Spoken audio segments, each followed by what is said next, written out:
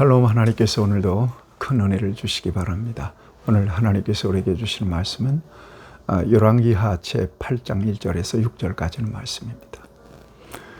하나님은 심은 대로 거두게 하십니다. 또 행한 대로 갚아주십니다. 믿음으로 하나님의 영광을 위해서, 복음을 위해서, 또 이 땅에 하나님의 교회를 통해서 충성과 헌신을 다한 것에 대해서 하나님 결국 그 상을 잃어버리지 않도록 하실 것입니다.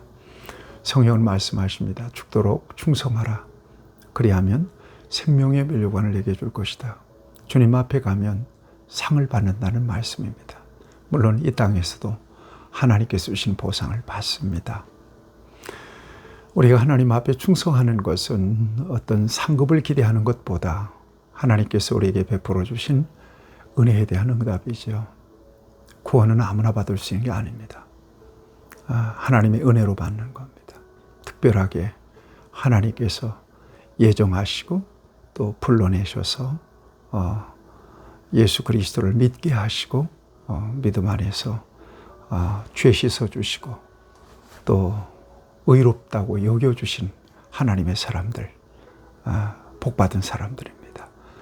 이것은 은혜로 된 일입니다. 그래서 하나님 앞에 그 은혜를 보답하고 또 충성을 다하여 응답하는 삶을 살아가는 거죠. 사도 바울도 그 은혜에 의하여 복음을 위해서 일생을 드렸던 것을 우리는 성경을 통해서 잘 알고 있습니다. 그렇지만 이 땅에서 주님의 이름으로 행한 모든 것들은 하나님이 기억하셔서 반드시 복을 주시고 또 상으로 갚아주신다는 것을 여러분들이 꼭 기억하셔서 은혜 주시고 믿음 주시고 감동을 주시는 대로 충성을 다하시는 저와 여러분들이 되기를 바랍니다. 오늘 본문에 보면 엘리사의 이야기인데요. 엘리사가 과거에 수넴에 갔을 때 한 여인의 큰 호의를 받습니다. 그쪽으로 지날 때마다 불러서 그에게 식사를 대접했고요. 극진하게. 그리고 남편을 설득해서 방을 준비하고 집무실을 마련해 준 사람입니다. 책상도 놓고 촛대도 놓고 의자도 놓고 그를 엘리사가 올 때마다 극진하게 이렇게 접대했던 사람입니다. 그 사랑에 감동해서 엘리사가 무엇을 좀 도와줬으면 좋을까 생각하다가 그 집에 아들이 없는 거예요. 남편은 늙었는데 나이를 많이 먹었는데 그래서 아들 하나 있었으면 좋겠다. 게하시가 그러니까 엘리사가 축복합니다. 한 해 지나고 이맘때 아들이 있을 거다. 그래서 그 집이 아들을 얻게 돼요. 큰 복을 받는 거죠. 그러다가 이 아이가 어느 정도 이렇게 자라다가 또 갑자기 열병에 걸렸는데 죽어요. 그 아들을 또 엘리사가 살려줘요. 그 여인입니다. 그 여인의 그 호의와 그 사랑, 또 엘리사 주의 종에 대한 그 헌신이 엘리사에게 오래오래 이렇게 기억되었던 것 같습니다. 그래서 그 여인에게 엘리사에게 제안하는 말씀이 오늘 본문 1절 말씀에 기록이 되어 있습니다. 이렇게 되어 있습니다.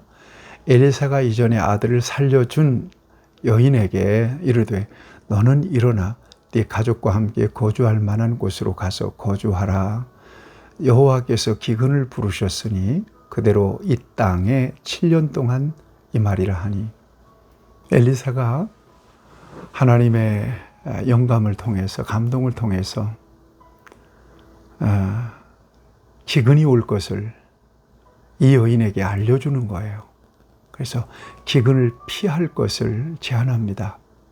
어디로 가서? 블레셋 땅으로 가서 기근을 좀 피하라. 그리고 기근이 끝나면 돌아와라 그래요. 여러분 오랫동안 기억하고 있던 이 여인에게 엘리사가 이런 호의를 베풀어요. 엘리사를 통해서 하나님께서 그런 은혜를 베풀어 주신 거라고 생각합니다. 그래서 그 아들과 함께 블레셋으로 가요. 이주를 합니다. 집과 전토를 다 놓고 이주를 했다가 7년 만에 돌아오는 겁니다. 7년 만에 돌아왔으면 그의 땅과 그의 밭과 그의 집 다시 이렇게 찾아야 되잖아요. 어떻게 7년 만에 찾을 수 있을까요? 그래서 3절을 보세요. 7년이 다음에 여인이 블레셋 사람들이 땅에서 돌아와서 자기 집과 전토를 위하여 호소하려 하여 왕에게 나아갔더라 그랬어요. 7년 만에 다시 집과 밭과 토지를 다시 찾기 위해서 왕 앞으로 나아가는 겁니다. 그런데 여러분 7년 만에 땅을 찾고 집을 찾는다는 게 그렇게 쉽지는 않잖아요. 오늘처럼 등기가 다 돼 있는 것도 아니고요. 이런 상황에서 아마 막막했을 겁니다. 아마 왕에게 가서 부탁한들 왕도 무슨 뾰족한 수가 있겠습니까? 7년 만에. 또 그 여인의 말을 다 믿을 수도 없었을 거고요. 그런데 왕에게 집과 전토를 찾기 위해서 왕을 찾아갔을 때 왕이 때마침 엘리사의 종 게하시에게 엘리사 선지자가 행한 기적의 역사들을 묻고 또 게하시가 그 같은 역사들을 왕에게 들려주고 있었던 때, 그때 그 시간에 왕에게 이 여인이 나갔던 것입니다. 여러분 4절을 보시면 그때 왕이 하나님의 사람의 사환 게하시와 서로 말하며 이르되 너는 엘리사가 행한 모든 큰 일을 내게 설명하라 그래요. 엘리사가 행한 그 큰 일, 그 놀라운 기적의 역사들을 좀 내게 좀 들려줘라 이렇게 게하시에게 부탁하니까 게하시가 하필이면 누구 얘기를 해요? 이 여인 얘기를 한 거예요. 여러분 5절 말씀이에요. 게하시가 곧 엘리사가 죽은 자를 다시 살린 일을 왕에게 이야기할 때에 그 다시 살린 아이의 어머니가 자기 집과 전토를 위하여 왕에게 호소하는지라. 게하시가 이르되 내 주 왕이여 이는 그 여인이요 저는 그의 아들이니 곧 엘리사가 다시 살린 자니이다 하니라. 우연도 이렇게 정확할 수가 없어요. 게하시가 엘리사가 행한 큰 일에 대해서 얼마나 많겠어요. 엘리사가 행한 일들이. 그런데 죽은 자를 다시 살린 일에 대해서 얘기하는데 그 여인의 아이가 죽었을 때 엘리사가 다시 살린 일을 얘기하고 있을 때 그 여인이 와서 집과 전토를 찾아달라고 왕에게 호소하러 왔던 겁니다. 이때 게하시가 이는 그 여인이요 저는 그의 아들입니다. 엘리사가 다시 살려주신 아들이 바로 저 아들입니다. 저 여인의 아들인 저 아들을 엘리사가 살려준 겁니다.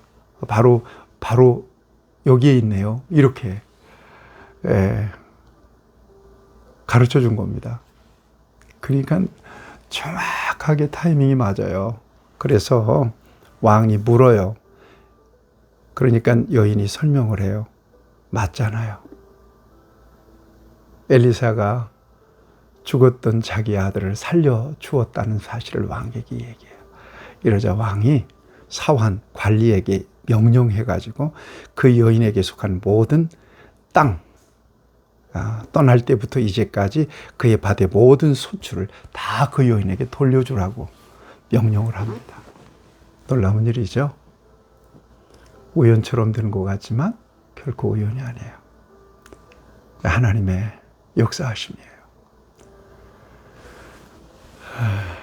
상당한 시간이 지났는데도